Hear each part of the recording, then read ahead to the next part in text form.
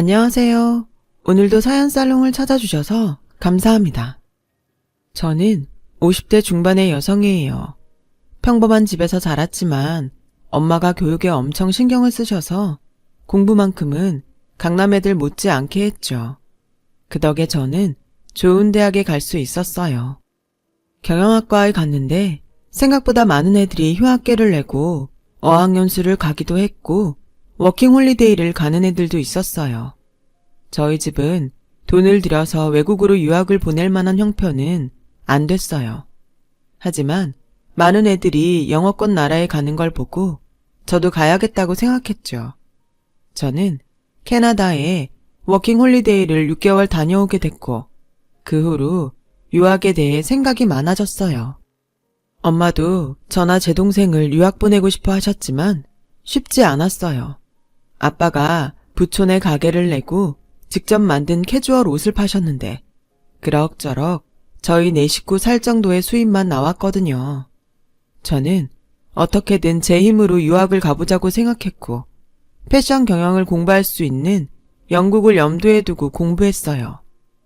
영국을 택한 이유는 유학생이 아르바이트를 할 수 있는 얼마 되지 않는 나라이고 석사 과정도 짧은 시간에 마칠 수 있어서였죠. 그런 결심을 한 이후 저는 폭풍 공부를 하며 중고생 과외로 돈을 모았어요. 아무리 아르바이트를 할 수 있다고 해도 제가 돈을 넉넉히 가지고 가야 덜 고생할 테니까요.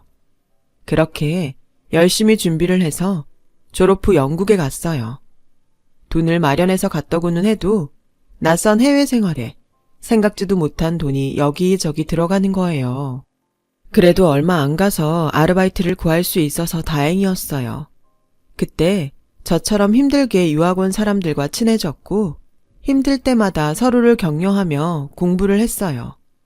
나름 노력을 한다고 했지만 저는 1년 만에 석사를 따지는 못했고 1년을 더 공부해서 졸업을 했죠. 저는 한국으로 돌아와서 한 패션 회사에 입사 원서를 냈어요. 워낙 똑똑하고 실력 있는 사람들이 많아서 제가 합격할 수 있을지 알 수가 없었어요. 그래도 어떻게 면접 연락이 왔더라고요. 저는 떨어질 수도 있으니 연습한다는 마음으로 하자며 갔죠. 그런데 제가 예상했던 질문들이 나왔고 떨지 않고 담담하게 대답을 할 수 있었어요. 그 결과 그 회사에 합격했고요. 제가 합격 연락을 받은 날 아빠는 너무 좋아서 가게 문을 닫고 근처 가게에 떡을 돌리며 자랑을 하시더라고요. 나는 그냥 동네 옷가게를 하는데 우리 딸은 패션 회사를 들어갔지 뭐야. 걔가 어릴 때부터 남들보다 똑똑하긴 했는데 이렇게 잘났을 줄은 몰랐네. 라며 만나는 사람들마다 똑같은 얘기를 반복하셨다고요. 아빠, 이제 그만해. 나 창피하려고 해. 그리고 이게 다 아빠가 유학 가도 된다고 허락해주고 공부하는 거 밀어줘서 그렇지. 나 혼자 된 건가? 엄마도 공부하는 거라면 뭐든 다 해줬잖아. 라고 하니 옆에 있던 엄마가 은경아, 그렇다고 다 공부 잘하고 너처럼 잘 되는 거 아니야. 나는 진짜 너도 그렇고 미경이도 내 말 잘 따라줘서 얼마나 니들한테 고마운데. 거기다 이렇게 좋은 회사도 척척 들어가줬는데 100번 1000번이라도 말할 거다. 너랑 미경이는 엄마 아빠의 자랑이야. 라며 좋아하시는데 그동안 엄마가 저희 공부시키느라 아빠 몰래 동네 슈퍼에서 부업하시던 게 생각나서 눈물이 났어요. 동생은 대학원에 다니고 있었는데 교수를 목표로 공부하는 중이었어요. 미경아, 이제 언니 돈 버니까 걱정 말고 공부해. 너 유학 간다고 하면 언니가 돈 보태줄 테니까. 언니는 유학 가서 힘들게 공부했는데 나만 그런 덕 보는 것 같아서 미안해. 그런 게 어딨어. 누구 한 명이라도 편하게 살면 좋지. 너는 열심히 하는 게 보답하는 거니까 그렇게 알아. 저는 집안 식구들의 기둥이 됐다는 생각에 너무 뿌듯했어요. 그래서 회사도 더 열심히 다녔어요. 제가 하루하루 일해서 버는 돈이 가족들에게 도움이 되는 게 너무 좋았거든요. 또 제가 회사 다니는 게 아빠한테 힘이 된다는 게 기뻤어요. 회사에서는 처음에 일이 서툴러서 혼나기도 하고 뜻하지 않은 어려움도 있었지만 시간이 지나고 한 해 한 해 흐를수록 점점 익숙해져 갔어요. 그러다가 남편을 만나게 됐죠.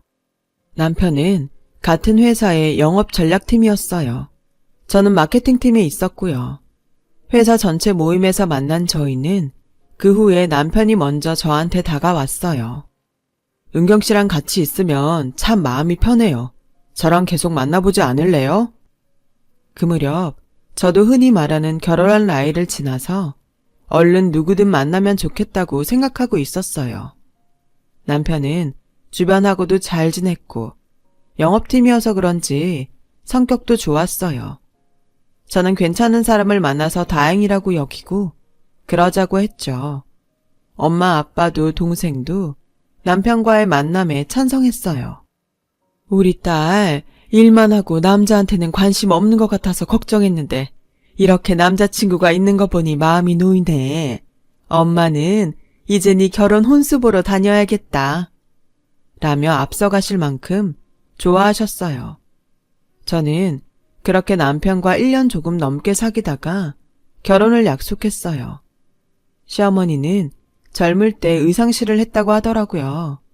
시아버지는 7급 공무원으로 있다가 남편이 대학생 때 돌아가셨다고 해요.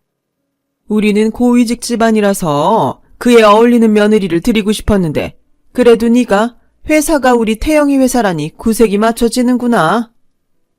저와 남편이 다니는 회사가 마치 남편 회사인 것처럼 말하는 게 좀 이해가 안 됐지만 나이도 들고 아들 자랑을 하고 싶어서 그랬겠지 했어요. 저희 엄마 아빠도 제가 좋은 회사 다닌다고 사람들한테 자랑하시던 게 생각났거든요. 그리고 나도 예전에 디자인도 다 하고 옷 만들어 봐서 알아. 이게 아무리 잘 만들고 선전을 해도 역시 말을 잘해서 사게 만들어야 되는 거야. 라며 결국 또 아들이 잘났다는 얘기를 하는데 좀 귀엽기까지 했어요. 남편이 죽고 나서 아들만 의지하고 살았으니 그럴만 하겠다 했죠. 그리고 그 옛날에 의상실을 해서 그런지 좀 화려한 걸 좋아하시더군요. 하지만 결혼식 날 그렇게까지 할 줄은 아무도 몰랐어요. 결혼식은 그래도 저와 남편이 주인공이잖아요. 안 그래도 많은 사람들 앞에 드레스를 입고 나가는 게 떨렸는데 아빠와 함께 식장 앞에 서 있다가 깜짝 놀랐어요. 저희 앞에 시어머니가 있더라고요. 엄마랑 같이 맞췄던 한복이 아니고 아주 고급스럽고 나비와 꽃이 화려하게 수놓인 한복에 밍크털을 두르고 머리에는 보석이 촘촘히 박힌 머리띠까지 하고 있었어요. 저와 아빠는 무슨 일인가 하고 어리둥절해 있었어요. 진행을 맡은 직원이 보다 못해서 시어머니 보고 비켜달라고 했죠. 남편도 어쩔 줄 몰라 하더라고요. 엄마, 여기 말고 저쪽으로 들어가야 돼. 여기는 나랑 은경이가 들어가는 데야. 라고 했지만 시어머니는 결국 문을 열고 버진로드를 먼저 걸어 들어갔어요. 그러면서 자기가 주인공인 것처럼 사람들한테 인사를 하더라고요. 남편은 얼굴이 벌개져서 아빠한테 죄송합니다, 장인어른. 어머니가 너무 긴장하셔서 착각을 하신 것 같아요. 미안해, 은경아. 괜찮네. 어르신이 그러실 수도 있지. 너무 미안해하지 말게나. 라며 아빠는 남편을 다독였어요. 저도 어이는 없었지만 잘못 알았으려니 했어요. 엄마도 동생도 기가 막혀 했지만 뭐라고 하진 않더군요. 좋은 날인데 사돈어른한테 따지는 것도 예의가 아니라고요.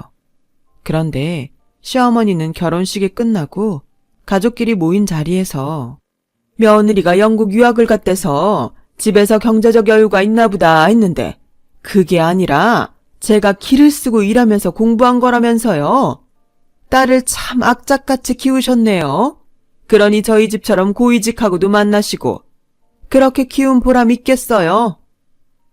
좋게 봐주신 거라면 감사합니다.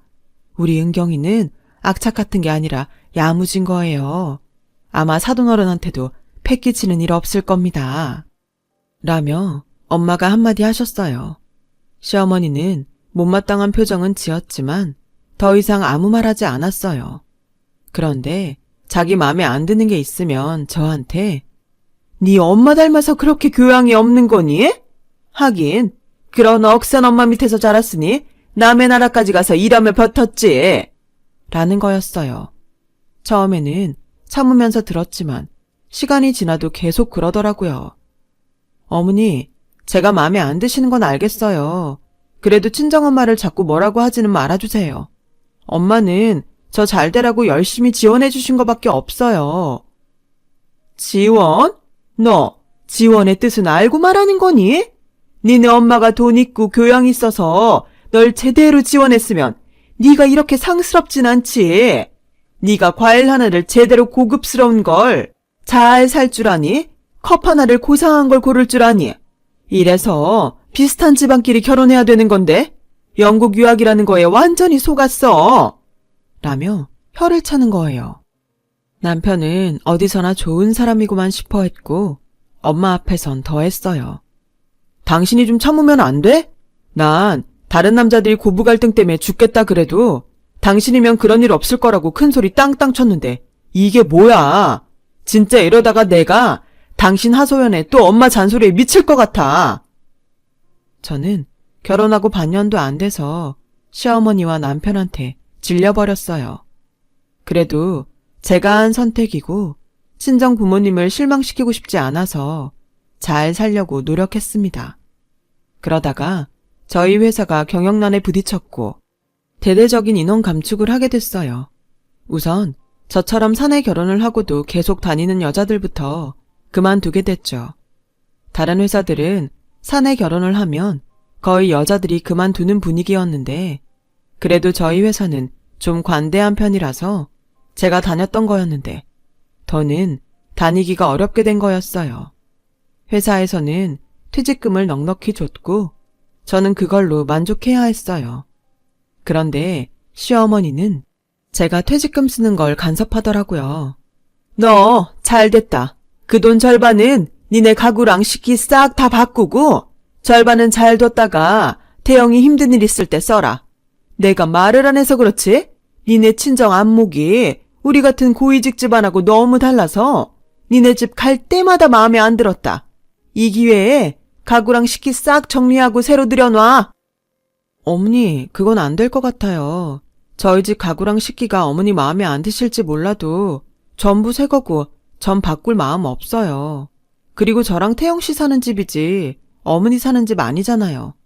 저희가 사는데 불편한 거 없으니 그냥 이대로 살게요. 너랑 태영이 집? 그게 어떻게 너랑 태영이 집이냐? 태영이랑 내 집이지. 네가 고위직 집안에 시집을 왔으면 거기에 맞춰야지. 어디서 이렇게 바락바락 대드니? 그런 얘기가 아니잖아요. 그리고 여기가 어떻게 그 사람하고 어머니 집이에요. 엄연히 저랑 제 남편이 사는 집인데요. 너는 그렇게 배우고 살았는지 몰라도 여기선 안 그래. 밖에 나가서 다 물어봐. 시댁에서 해준 집이 어떻게 네 집이냐? 이래서 천박한 것들하고는 상종을 말아야 되는 건데 내가 영국 유학에 완전히 속았어. 라며 가슴을 치며 분하다고 소리를 지르더라고요.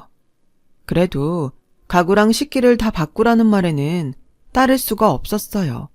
그럴 필요도 없었고요. 남편은 이제 아예 저와 시어머니 사이에 끼고 싶지 않다며 자기한테는 말도 하지 말라고 했어요. 그냥 알아서 해. 당신이 엄마랑 잘 합의를 하라고. 나 좀 괴롭히지 마. 밖에서도 남들 비위 맞추고 협상하고 들어오는 사람한테 엄마랑 당신 사이까지 조율하라고 해? 당신도 좀 잘해봐. 왜 이렇게밖에 못해서 자꾸 분란을 만들어? 저는 그제야 결혼한 걸 후회했어요. 그전에는 아이가 빨리 안 생기는 게 걱정이었는데 그날 이후로 아이가 안 생겨서 다행이라고 생각하게 될 정도였어요. 제가 말을 안 듣자 시어머니는 결국 저희 집까지 쫓아왔어요. 너 진짜 내 말 안 들으면 나도 다 생각이 있다. 지금이라도 얼른 가구랑 주방에 있는 거 다 내다 버리고 우리 집안 품격에 맞는 걸로 바꿔놔. 어머니, 이거 제 퇴직금이에요. 그렇게 바꾸고 싶으면 어머니가 돈 주세요. 어머니도 돈 없어서 못하시는 거 왜 저보고 하라고 그러세요? 이게 아주 이제야 본색을 드러내는구나. 우리 집안을 대체 뭘로 보고 말이야. 라더니 저한테 차 끓이고 있는 주전자를 들어서 확 집어 던지더라고요. 저는 가까스로 피했지만 발등에 떨어진 주전자 때문에 상처가 남게 됐어요.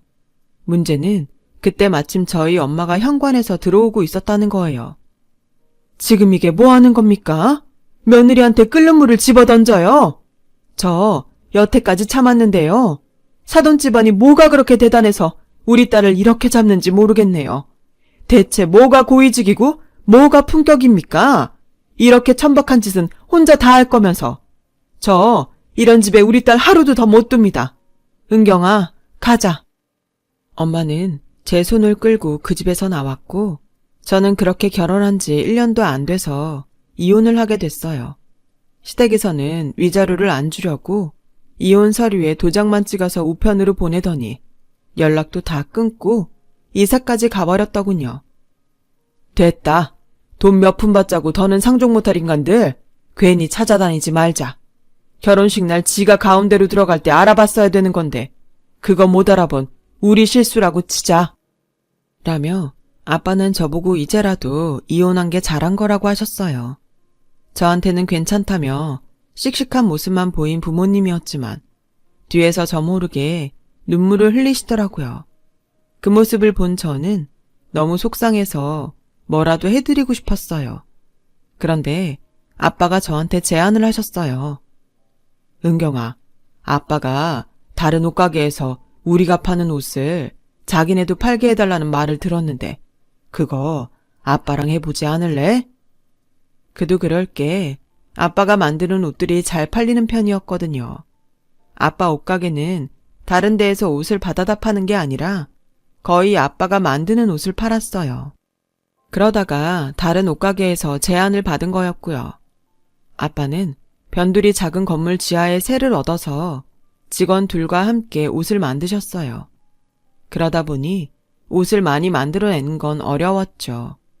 저는 제 퇴직금을 털어서 옷공장을 할 장소를 구하고 직원들도 뽑았어요.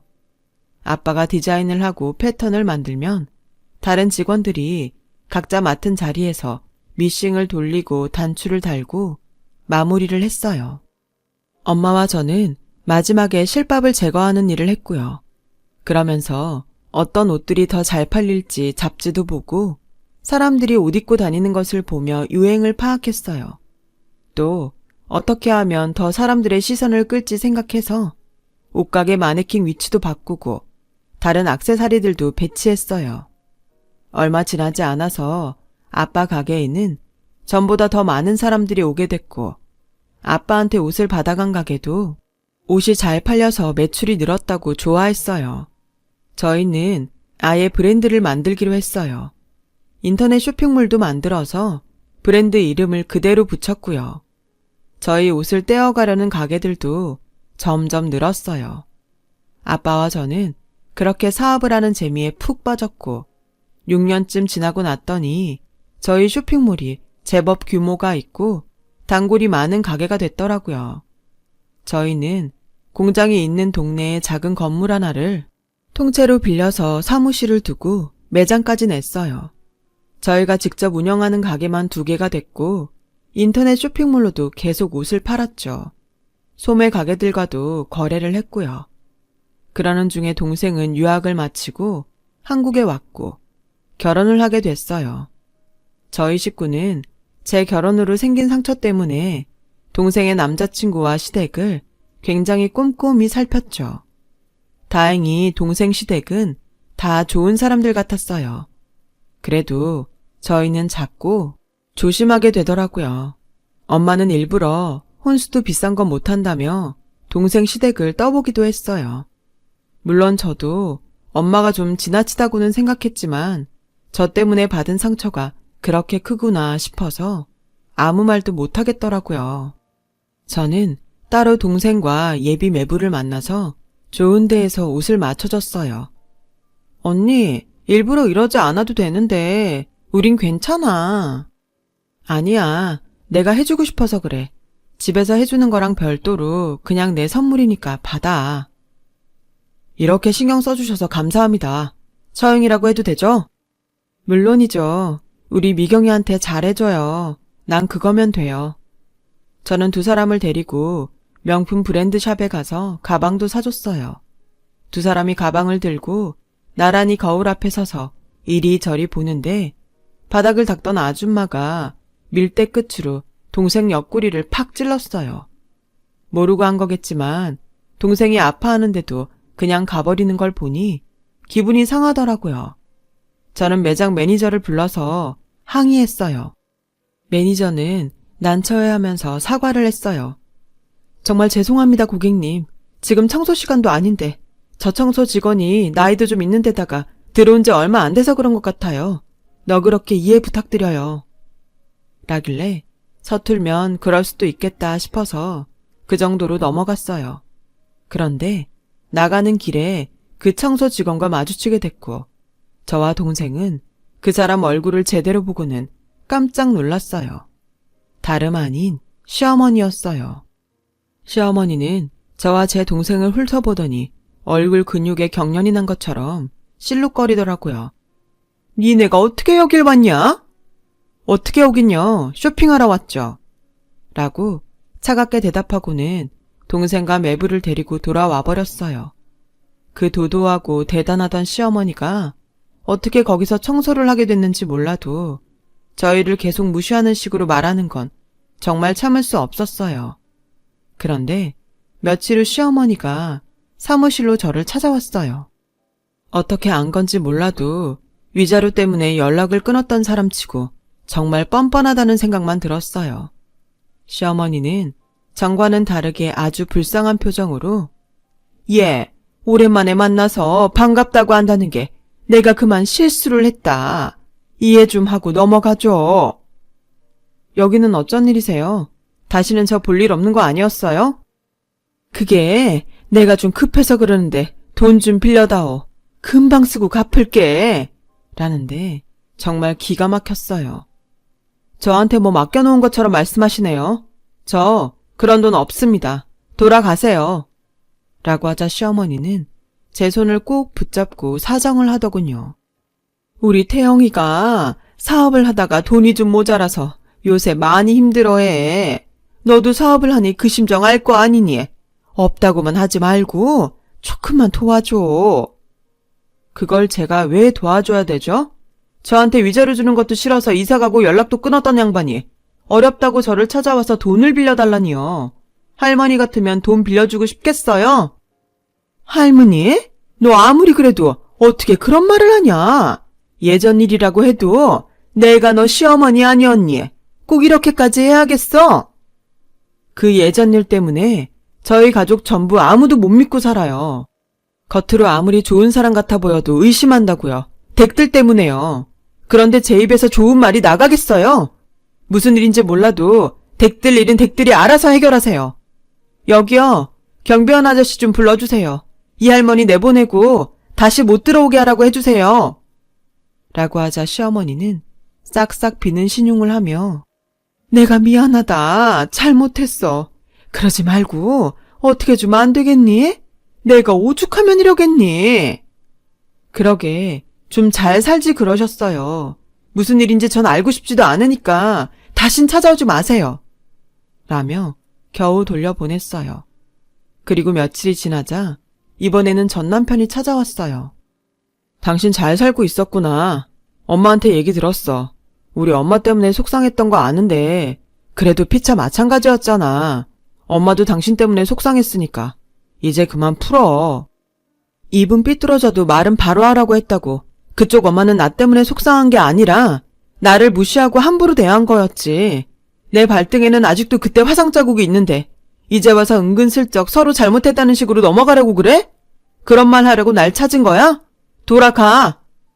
라고 하자 전 남편은 비굴하게 고개를 숙이며 그러지 말고 좀 봐주라. 우리 며칠만 급한 불 끄게 돈 좀 융통해줘. 당신 그럴 여유 있잖아. 응? 라는데 밖에서 그 얘기를 듣던 아버지가 들어오셨어요. 시끄러우니까 당장 나가! 여기가 어디라고 와서 이 행패야? 돈을 우리 은경이한테 맡겨놨어? 아버님, 제가 정말 잘못했습니다. 다 제가 못나서 생긴 일입니다. 용서하시고 저 한 번만 살려주십시오. 자네가 못난 거 맞아. 그러니까 더는 내 딸 괴롭히지 말고 다시는 나타나지 말게.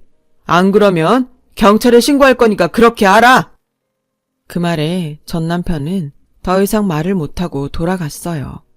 전 남편은 저와 이혼하고서 얼마 안 있어 시어머니가 소개한 여자와 결혼을 했고 그 여자가 사업을 하자고 꼬셔서 회사를 관뒀다고 해요. 그런데 그 사업이 어느 정도 자리가 잡히자 회사 돈을 다 들고 외국으로 도망갔다는 거였어요. 전 남편과 시어머니는 당장의 부도를 막으려고 집까지 팔았는데도 빚더미에 앉았다 그러더라고요. 그러다가 둘 다 노동일을 하게 됐고 시어머니가 저를 만나게 된 거였어요. 그래도 전 불쌍하다는 마음이 들지 않더라고요. 자기네가 고위직 집안이라며 저와 친정을 무시하던 걸 생각하면 여전히 열불이 터졌죠. 그렇게 남을 무시하고 함부로 대하니 자기들도 그렇게 당하는 거 아니겠어요? 다 자기가 한 대로 돌려받는 거죠. 그 뒤로 전 남편과 시어머니 소식은 영영 끊어졌어요. 저는 결혼에 너무 질려서 지금까지 혼자 살고 있어요. 하지만 부모님도 계시고 동생네 부부와 예쁜 조카도 있어서 외롭지 않게 지내고 있죠. 이렇게 사는 것도 나쁘지 않은 것 같습니다. 긴 얘기 들어주신 분들 다들 건강하시고 좋은 일만 가득하길 빌게요. 모두 행복한 하루 되세요. 감사합니다. 여러분, 사연 댓글에 응원과 현명한 조언 부탁드려요. 좋아요와 구독은 저에게 큰 힘이 됩니다. 오늘도 좋은 일 가득하세요.